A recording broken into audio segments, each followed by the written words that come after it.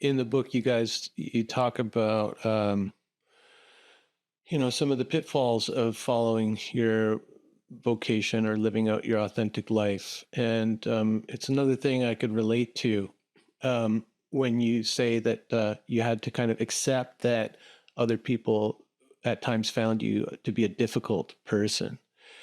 Um, and when I talk to people about authenticity, or when I listen to them speak about authenticity, I often feel that the underlying fantasy is that authenticity means that somehow I'll be expressing more of this a kind of a higher self, one that doesn't have so many eccentricities, where all my kind of personality traits have been ironed out.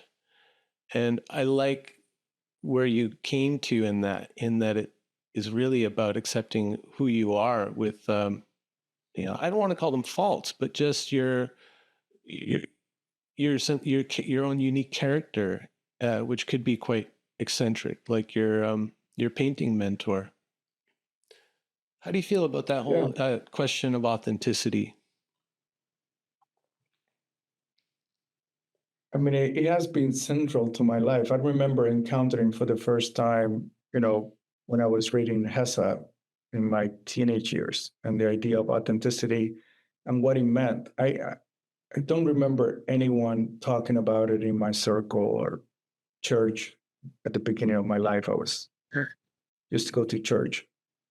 Um, in fact, my problem with a lot of the things that I saw, particularly in going to church on Sundays, was what I didn't have a name for it, but it was inauthenticity, an inauthentic life.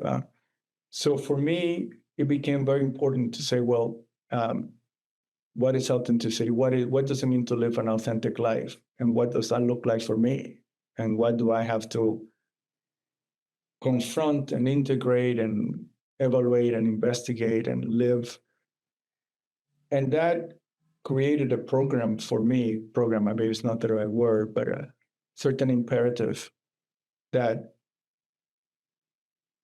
of confrontation and settling in and discovering and acceptance that have shaped how I move through the world. And the question of difficulty you talk about, which is not not because I'm not kind. I try to be, but because sometimes being who you are puts you in an uncomfortable situation, relationship to a group or to someone else, and sometimes remaining true to that what you are is requires having certain boundaries that people will interpret as difficult.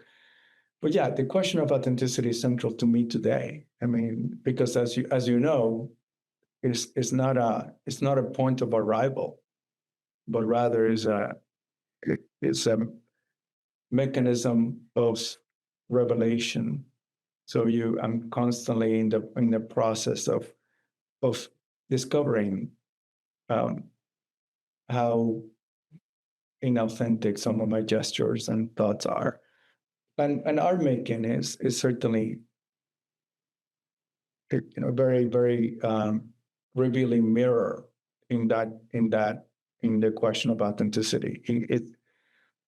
Art is one of those things that shows you, if you're willing to see how far you are from your own ideas of authenticity. You find yourself, you know, avoiding things, so you find yourself um, uh, not being honest enough with things. Mm. Like when you were a boy and trying to be a Renaissance painter, um, when you weren't meant to be a Renaissance painter, I guess that would be what, like, um, I don't know, highly figurative realism, that kind of thing, where it's a lot about technique, I guess. And um, it just from what I've seen on your website and the painting behind you, um, it seems like your style is a lot more impressionistic than the typical Renaissance painters. So to pursue that because of some ideal that they're the greatest painters, the most accomplished, that would have been the inauthentic path for you, I suppose. Yeah, but inauthenticity shows up in more subtle ways. For example, we can begin to believe our story, or the paintings I have made creates a sense of this is who I am. When the truth of the matter is this is who I am is always revealed in the present. And as an artist, you go through this process of discovery and unfolding, and you get a particular voice, and you become familiar with that voice. And at a certain point, the familiarity of that voice, of that way of working, becomes a trap, becomes a comfortable, familiar place. And then, in some ways, the work has died when that happens. But we keep working on that, so that may seem authentic because, oh, this is what I am, but in fact it's inauthentic because the the energy, the revelation, the confrontation is no longer there. Now it's just it's just the remnants and traces of a history when that actually was viable and true. And in some ways, the same is true in life. I mean, all of us can get too comfortable with our story. We thought we were rebels once, and we think we're still rebels when we're quite complacent.